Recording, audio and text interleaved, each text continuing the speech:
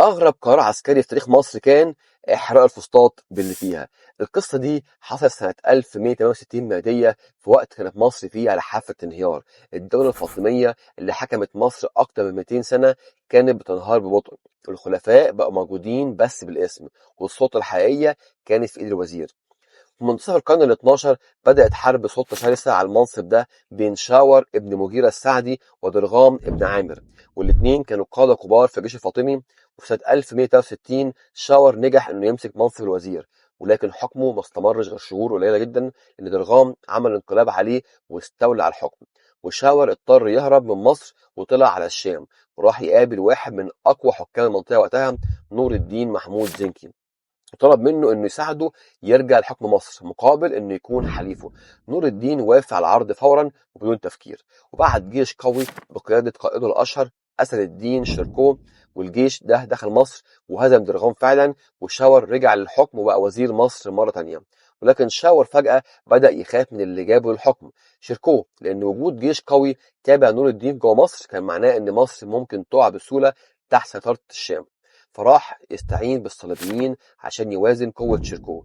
ولكن الصليبيين شافوا ان دي فرصة ذهبية، وبدل ما يتعاونوا مع شاور قرروا انهم يحتلوا مصر ويستغلوا حالة الضعف دي. وفعلا طلع ملك القدس عموري الاول على راس حملة عسكرية ضخمة عشان يغزو مصر بنفسه سنة 1168.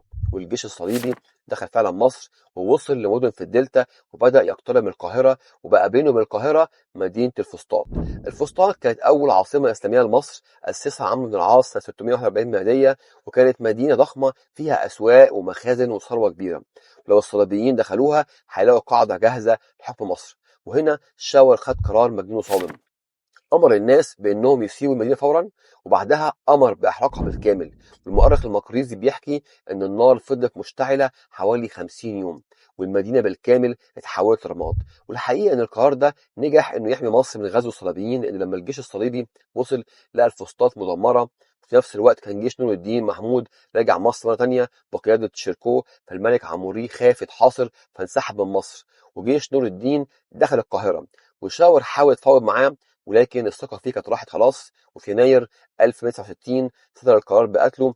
والمصادر بتقول ان اللي نفذ الحكم ده كان صلاح الدين الايوبي بامر من عمه شيركو، وبقى شيركو هو وزير مصر. ولكن القدر كان بيحضر مفاجاه ثانيه، ان شيركو مات بعد شهور قليله جدا، والمنصب ده راح صلاح الدين الايوبي. ومن هنا بدات نهايه الدوله الفاطميه وبدايه الدوله الايوبيه. والنار اللي حرقت الفسطاط كانت هي الشراره اللي انهت الدوله الفاطميه وفتحت الابواب لظهور صلاح الدين الايوبي، واللي بعدها بسنين قليله جدا غير ميزان القوه في المنطقه كلها.